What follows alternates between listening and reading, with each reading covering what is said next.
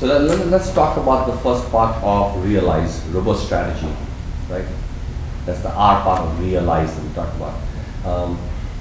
This methodology can apply to any objectives that you want to implement, any initiatives that you want to do. But let's do this in the context of at the highest level. We want to implement some strategy. So let's make sure we all agree on the definition of strategy. Because when I ask anybody in this classroom, anywhere out there, what I find is a range of answers. Right? So a couple of things I want to emphasize. What is strategy? Right? You can have strategy in war, you can have strategy in a game, you can have all types of strategies, but the ultimate goal of strategy is to win. Right? And that's why we will use the word business strategy from now on when we use the word strategy. It's business strategy. And the objective of business strategy is you have to win. You cannot come second, you're not playing for third, you're trying to find a way to win. And we're using Michael Porter's definition on this thing, that if you are successful in implementing your strategy, then what you will have is a competitive advantage.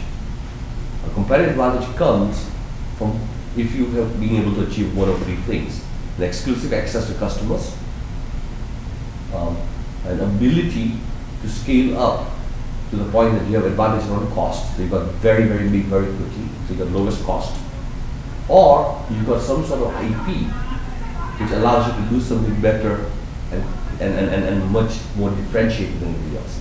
Those are three things are the end game of good strategy execution.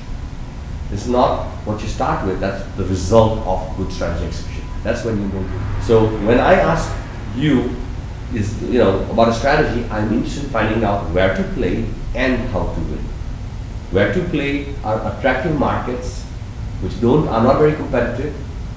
You have customers don't have power, suppliers don't have power, so you can apply five forces to identify where to play. But then you've got to understand how to win. And how to win are the activities you choose, specific activities that others cannot replicate. Let's take an example.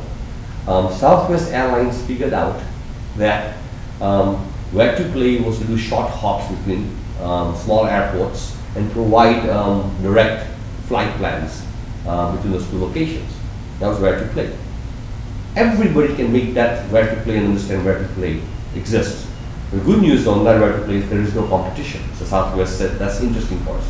And then for how to win, they put together a whole bunch of activities which others could not replicate, from aeroplanes which are much more fuel optimized for the short hops, agreements with airports which allow them to actually get lower rates in terms of the airport rates, the crew that they trained in terms of how to load the plane and unload the plane. When you look at this, you've got a whole series of activities that they chose to do. When Delta tried to do the same thing, Delta basically said, oh my God, Southwest is making a lot of money doing this thing, why can't we do the same thing? They created this thing called Delta Light. Delta and Delta Light. They both agreed, whether it's Delta or Southwest Airlines, where to play. We wanted to go on the short hop, direct movements of passengers. And then when they talk about how to win, Delta basically says we'll use our same assets, our same stewardesses, our same people who are doing ticketing to maybe load people onto the plane run, our same baggage carriers and handlers to do the same thing. And when they did that, those activities they chose were not uniquely customized together to create a win. And in fact, they created a problem for both the regular Delta customers and the Delta Light customers, and in the end they lost money on both sides. The how to win is very important. The where to play is interesting. The how to win, the activities you choose are such that nobody else can copy them.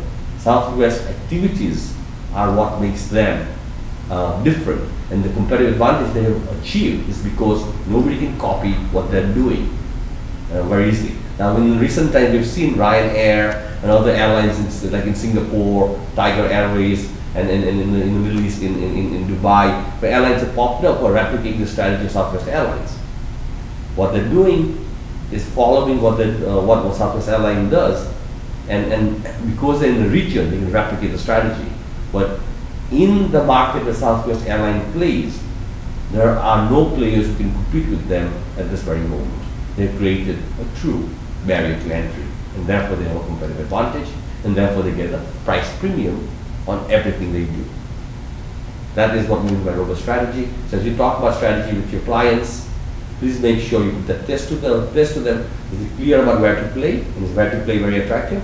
Is it clear how you're going to win? And the activities you've chosen, the partners you're working with, will they provide you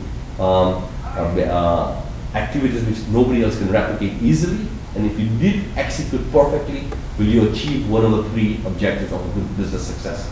Did you get unique access to customers? Therefore, you can charge them a higher price. Were you able to get scale? Therefore, you have a lower cost. Or were you able to get some sort of IP that you were able to make a product which is very differentiated and therefore it wows the customer? Or can you manufacture something that others cannot manufacture because you have some process intelligence to do that? And that is strategy in a nutshell.